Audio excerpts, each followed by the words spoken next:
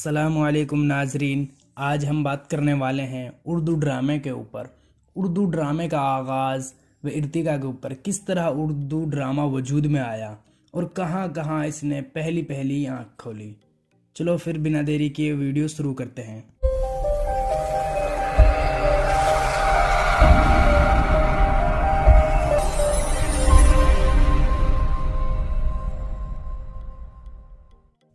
ڈرامے کی تعریف۔ ڈرامہ شاید شاعری کی سب سے قدیم صنف ہے۔ ہندوستان اور یونان دنیا کے دو ملک ہیں جہاں ڈرامے نے پہلی آنکھیں کھولی۔ چنانچہ ڈرامے کے اصول بھی سب سے پہلے یہیں زیر غور آئے۔ بھرت منی نے ہندوستان میں اور ارسطو نے یونان میں ڈرامے کے مسائل پر غور کیا اور اس طرح اس کے اصول واضح کیے۔ بھرت منی نے لباس، آواز، جسمانی اعضاء کی حرکت، رقص، موسیقی کو ڈرامے کے لازمی اجزاء بتاتے ہیں اور کہتے ہیں کہ ڈرامے سے ناظرین کے دلوں میں ایک خاص کیفیت پیدا ہوتی ہے اور اس کیفیت کو وہ رس کا نام دیتے ہیں اور اس رس کی 8 قسمیں گناتے ہیں: محبت، نفرت، بہادری، غصہ، ظرافت، خوف، حیرت اور غم۔ اس کے برعکس ارسطو ڈرامے کے لیے قصہ، کردار، مرکزی خیال، مکالمہ، موسیقی اور اسٹیج کی آرائش کو ضروری قرار دیتے ہیں۔ اس کے بعد آتے ہیں کہ ڈرامہ ہے کیا۔ ڈرامہ ادب کی ایک صنف ہے، لیکن ایک معاملے میں ادب سے بالکل بھی الگ ہے۔ ادب لفظوں کے بغیر وجود میں نہیں آ سکتا، لیکن ڈرامہ ایسا ہو سکتا ہے جس میں ایک لفظ بھی استعمال نہ کیا گیا ہو بلکہ اشاروں سے کام چلایا گیا ہو۔ ڈرامہ الفاظ سے نہیں عمل سے بنتا ہے، اس لیے ڈرامے کو ارسطو نے عمل کی نقل کہا ہے۔ ڈرامہ ادب کی اہم ترین اصناف میں شمار ہوتا ہے۔ ڈرامے کی تعریف سب سے پہلے یونان کے مشہور فلسفی اور نقاد ارسطو نے اپنی کتاب بوتیقا میں کی ہے۔ وہ اپنی کتاب میں لکھتے ہیں، عمل دراصل ڈرامے کی جان ہے۔ ڈرامے میں صرف الفاظ ہی ہمارے تخیل پر اثر انداز نہیں ہوتے، بلکہ ان کے ساتھ عمل کی قوت بھی کار فرما ہوتی ہے۔ بعض نفسیاتی کیفیات کے رد عمل کے طور پر انسان کے رویے اور مزاج میں تغیرات رونما ہوتے ہیں۔ اس طرح عمل جسمانی بھی ہو سکتا ہے، ذہنی و جذباتی بھی۔ ڈرامہ ادب کی ایک ایسی صنف ہے جس میں زندگی کے حقائق اور مظاہر کو اشخاص اور مکالموں کے وسیلے سے عملاً پیش کیا جائے۔ ڈرامہ نگاری میں اسٹیج، اداکار، تماشائی کو مد نظر رکھا جاتا ہے۔ اس کے بعد چلتے ہیں کہ ہم ڈرامے کا آغاز اور ارتقاء۔ ڈرامے کا آغاز اور ارتقاء کے اوپر بات کرنے سے پہلے ہم بات کر لیتے ہیں کہ آپ اس چینل پہ نئے ہو تو پلیز ویڈیو کو لائک کریں، چینل کو سبسکرائب کریں اور بیل آئیکن کو پریس کریں، اپنے دوستوں کے ساتھ شیئر کریں۔ بات کرتے ہیں کہ اردو ڈرامے کا آغاز۔ ہندوستان میں ڈرامے کی روایت قدیم بھی ہے اور عظیم بھی۔ اس کی ابتدا کا نشان دہی 4 صدی قبل مسیح کی جاتی ہے۔ ڈرامہ ہند آرائی تہذیب کا ایک اہم جزو رہا ہے۔ قدیم آرائی تہذیب جب اپنے عروج پر تھی تو اس کے ساتھ سنسکرت ڈرامہ بھی اپنی تمام تر لطافتوں اور نزاکتوں، فنی رچاؤ، اعلیٰ ادبی معیار، اخلاقی اقتدار اور اپنی مخصوص روایات کو اپنے دامن میں سمیٹے درجہ کمال کو پہنچ چکا تھا۔ لیکن آریائی تہذیب و معاشرت کے زوال کے ساتھ ساتھ سنسکرت ڈرامے پر بھی انحطاط کے بادل چھا گئے۔ سنسکرت زبان اور اس کا ادب درباری سرپرستی سے محروم ہو گیا۔ ادھر سنسکرت عوام زبان کبھی نہ تھی۔ اس دو گنا صورتحال کے نتیجے میں سنسکرت ڈرامے کا خاتمہ ہو گیا۔ دوسری طرف علاقائی اور مقامی پراکرتوں میں ڈرامے کے آرٹ کو اپنے اندر جذب کرنے کی صلاحیت نہ تھی، لہذا عوام نے اپنی دلچسپی اور تفریحی نقوش کی تشکین کے لیے رام لیلا، کرشن لیلا اور اس طرح کے مذہبی، عشقیہ اور معاشرتی کھیلوں کا سہارا لیا۔ ان تماشوں اور کھیلوں کے لیے نہ کوئی مخصوص عمارت ہوتی تھی اور نہ کوئی اسٹیج ہوتا تھا، بلکہ یہ میدانوں، سڑکوں پر کھیلے جاتے تھے۔ ان کی مروجہ صورتیں سوانگ، بہروپ اور نوٹنکی وغیرہ تھی۔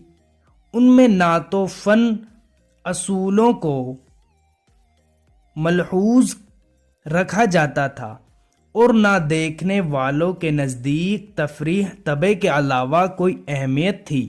اس کے علاوہ ہندوستان میں مسلمانوں کے دور حکومت میں ڈرامے کی صنف پر کوئی توجہ نہیں دی گئی، جبکہ دوسرے علوم و فنون کی ترویج و ترقی میں مسلمان حکمرانوں نے اہم کردار ادا کیا۔ اس طرح یہ واضح ہوتا ہے کہ اردو ڈرامہ کسی روایت کے تسلسل کے طور پر نہیں، بلکہ اپنے مخصوص حالات و اسباب و عوام کے تحت وجود میں آیا۔ اردو ڈرامے کا آغاز 19ویں صدی کے وسط سے ہوتا ہے۔ اس لحاظ سے اس کی عمر بہت مختصر ہے۔ اردو کے تقریباً تمام محققین مسعود حسن رضوی ادیب کے اس خیال سے متفق ہیں کہ نواب واجد علی شاہ اردو کے پہلے ڈرامہ نگار ہیں اور ان کا رہس رادھا کنہیا کا قصہ اردو ڈرامے کا نقص اول ہے۔ یہ رہس واجد علی شاہ کی ولی عہد کے زمانے میں قیصر باغ میں سن 1843 میں بڑی شان سے کھیلا گیا۔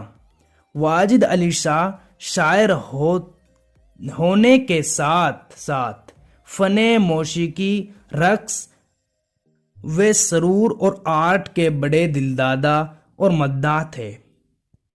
رادھا کنہیا کے قصہ کے علاوہ واجد علی شاہ کے دوسرے رہس بھی بڑے آن بان سے شاہی اسٹیج پر دکھائے گئے۔ اس کے بعد ایک اور بڑے شاعر کا نام آتا ہے جنہوں نے اردو ڈرامے کو عروج پر پہنچایا۔ وہ بہت بڑے ڈرامہ نگار تھے، آغا حسن امانت۔ اس نے اندر سبھا لکھ کر 1853 میں اسٹیج پر پیش کیا۔ تاریخی لحاظ سے واجد علی شاہ کے رہس کو امانت کے اندر سبھا پر تقدم حاصل ہے، لیکن بے پناہ شہرت، ہر دل عزیزی اور قبول عام کی سند اندر سبھا کے حصے میں آئی۔ مسعود حسن رضوی لکھتے ہیں، اندر سبھا اردو کا پہلا ڈرامہ نہیں ہے، لیکن اس سے اس کی تاریخی اہمیت میں کوئی کمی نہیں ہوتی۔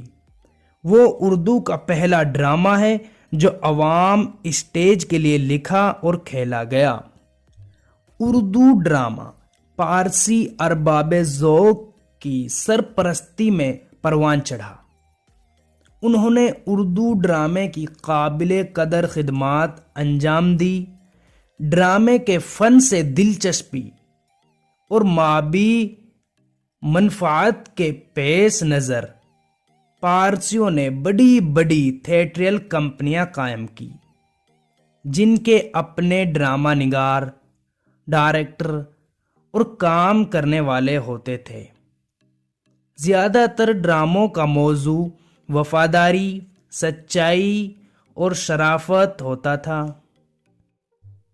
اور ان کے قصے دیومالا، قرون وسطی کی داستانوں اور شیکسپیئر کے ڈراموں پر مبنی ہوتے تھے۔ اس زمانے میں اردو اسٹیج پر منشی رونق بنارسی، حافظ عبداللہ، نذیر بیگ اور حسینی میاں ظریف چھائے ہوئے تھے۔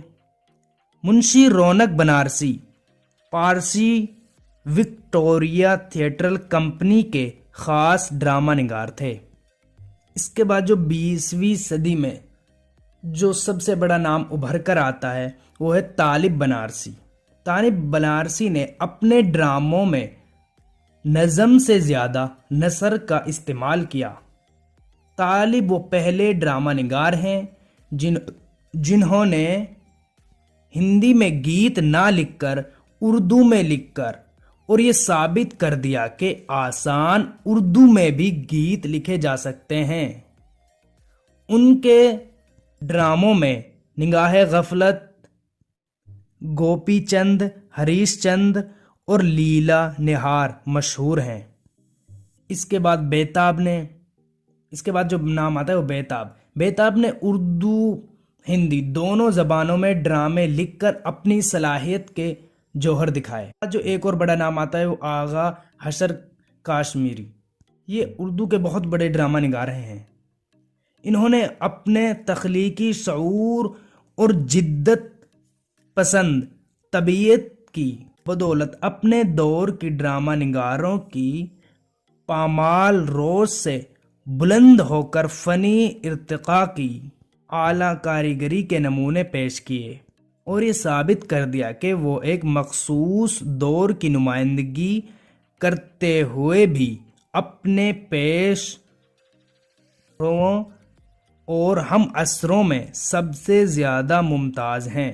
اس کے بعد جن لوگوں نے اردو ڈرامے کو فروغ دیا ان میں امتیاز علی تاج، ظفر علی خاں، عبد الماجد دریابادی وغیرہ وغیرہ تھے۔